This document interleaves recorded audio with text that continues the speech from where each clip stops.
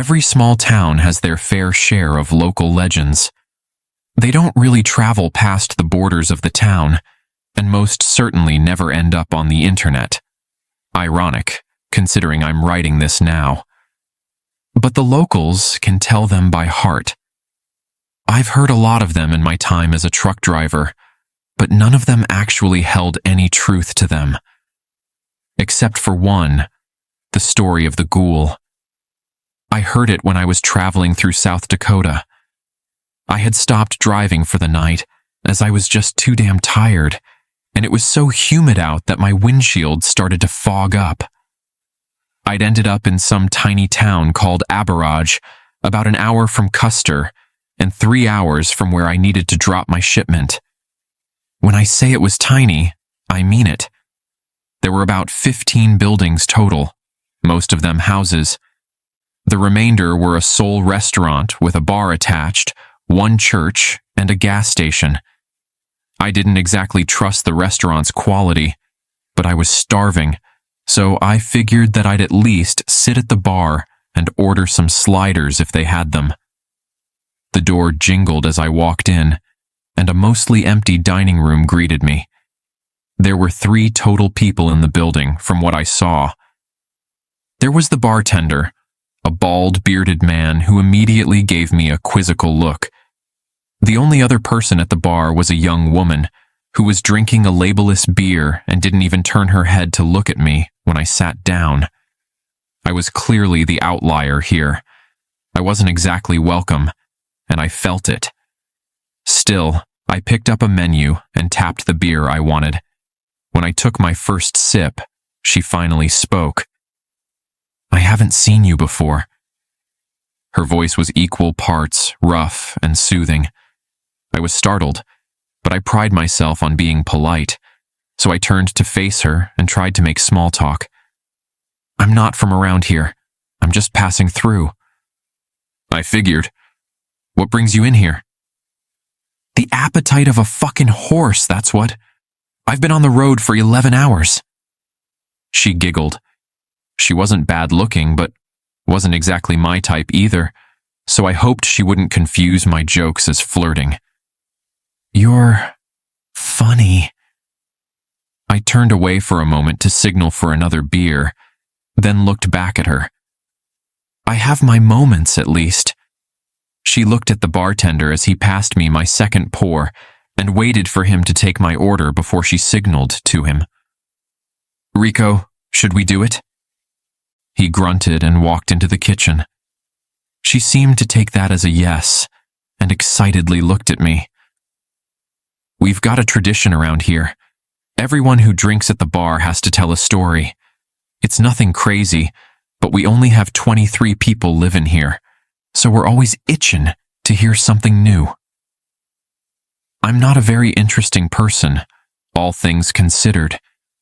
You would think I had some crazy stories after traveling around the country, but I really never left the road long enough to see stuff like that.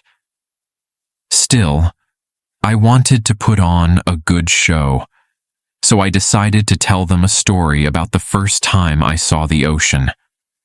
As I munched on my onion rings, I tried to make it as fantastical as possible, and admittedly embellish the details a bit.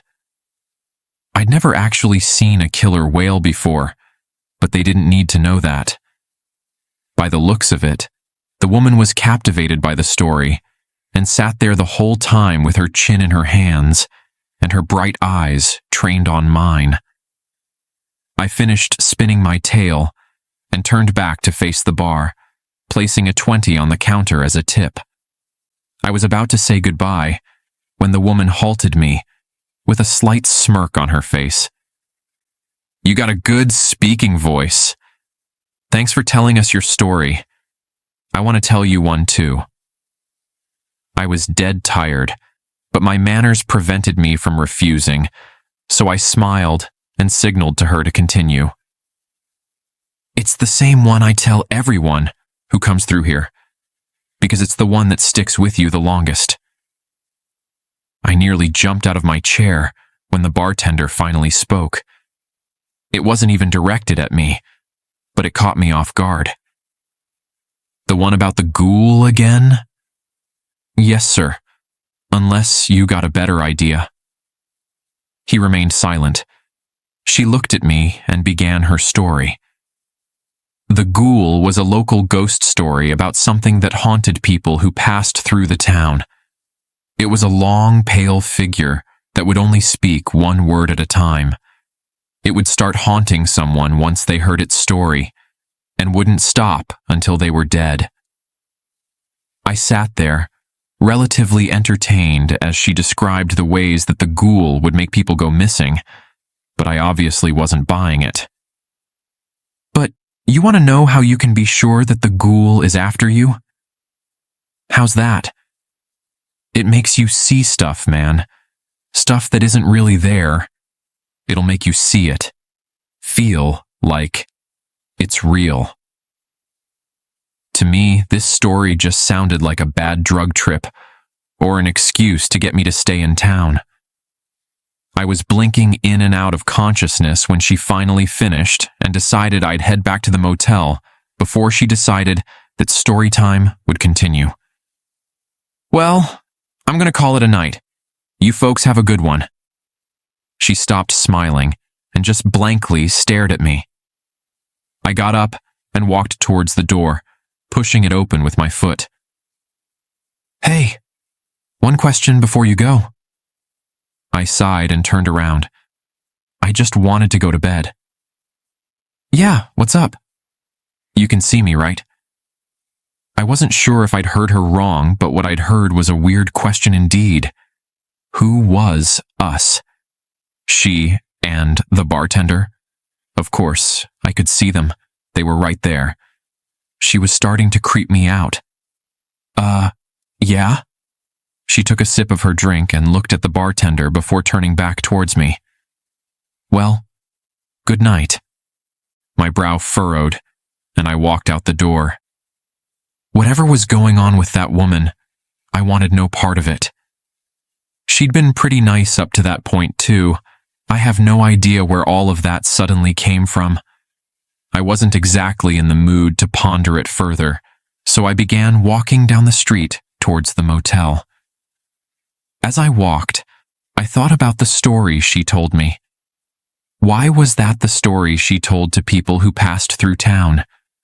Some sort of scare you into staying tactic like I guessed? Maybe? I wasn't sure.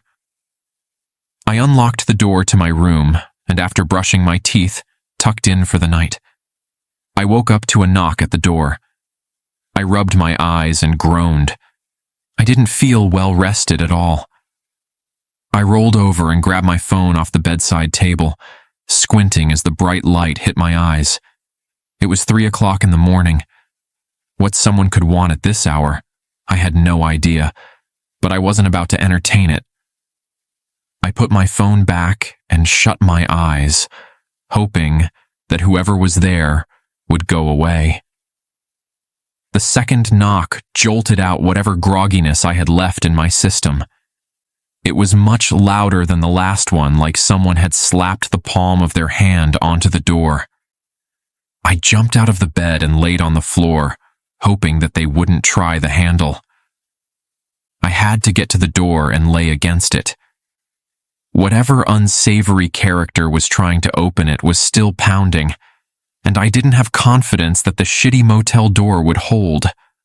I crawled on my hands and knees to the other side of the room, and as my bare back pressed against the cool, scratched wood, the pounding suddenly stopped. I was horrified that I would hear the handle turn or feel the door give out from behind me after a kick, but none of that happened. Instead, I hear shuffling from behind the door, which gives way to a single word breaking the silence. Open. It was no louder than a whisper, but in the deafening silence, I heard it clearly. My heart sank, and I tried to process what I'd just heard. It didn't sound like anyone I knew, obviously, but it also didn't really sound either male or female. I tried my best not to move and held my breath. Please, open. Every hushed word pumped a dose of adrenaline directly into my system. Whoever was out there was either sincerely in need of help or trying to coax me to open the door so they could do God knows what. I had to stay put. If I went to grab my phone, I was afraid that the door would fly open and I'd have to face whoever it was.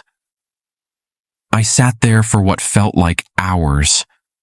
As I was starting to fall asleep again, much to my dismay, I heard footsteps walking away from the door. I inched away from the door as they got quieter and was almost at the bedside table when I looked up. The bathroom door, which was open before I went to bed, was now closed.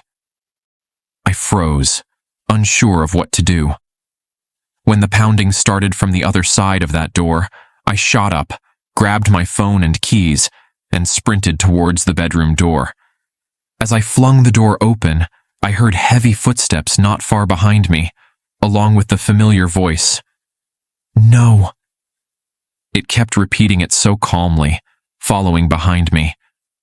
I bolted down the stairs, running through the parking lot towards my truck. As I jumped into the driver's seat, I felt something hit the door. I didn't want to turn. I didn't want to look. But I did.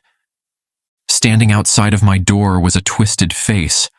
The eyes were the size of baseballs and were peeled open, fixed directly on me. The mouth hung open as if the jaw couldn't close at all. It didn't have a nose, ears, or any other features on its face. We sat looking at each other for what was most likely seconds, but may as well have been eons. Without moving its gaping mouth, it spoke. "See me." By this point, I'd pieced together what was happening and jammed the keys into the ignition. I floored it onto the road and didn't breathe until the town was nothing but a faint light in the distance. I was exhausted and could barely keep my eyes open. I yawned and slapped myself on the cheek in an attempt to wake myself up, but I could feel myself drifting off. But I was feeling something else too, a sense of dread right in the pit of my stomach. Taking my eyes off the road, I cautiously turned my head to the left. It was still there. Its head was directly centered in my window now, smiling at me. I swallowed the urge to scream and looked back at the road. It couldn't get in, and couldn't affect me if I didn't look at it. But what it could do was talk. In its low, haunting voice, punctuated with guttural growling. "You see me?" It repeated that for hours. I'd almost forgotten what silence was like by the time the sun rose. As the dawn broke and the light began to fill my eyes once again, it went quiet, and only the sound of my tires traversing the bumpy road remained. I looked to the left and saw trees through my window. Nothing was blocking it anymore. I arrived in Dupree shortly after and didn't even help the factory workers unload the shipment. I just sat in the driver's seat, smoking a cigarette and thinking to myself. When someone knocked on my window, I nearly had a heart attack. It was the factory supervisor who I'd called to sign off on the product. "You doing okay? A couple of my guys said you didn't look so hot." I cleared my throat and put my cigarette out in the ashtray. I looked over at him and managed a smile. "Yeah, I'm all right. Long night, though. Barely got any sleep. Had to leave at 3 a.m. 3 o'clock in the morning? How far away were you that you just now got here?" I opened the door and stepped out onto the gravel, holding my clipboard. It felt good to make small talk after what I'd been through. I was up in a barrage. Odd little town, for sure. A barrage? I've never heard of it. I looked at him, expecting him to be kidding me. His brow was furrowed, and he looked concerned for me, if anything. I pulled out my phone and showed him my delivery tracking app, which had marked where I'd stopped for the night. It's right about here." He looked away from the phone and at me, with serious concern on his face now. "I've been hunting out there. There's nothing there but woods for miles."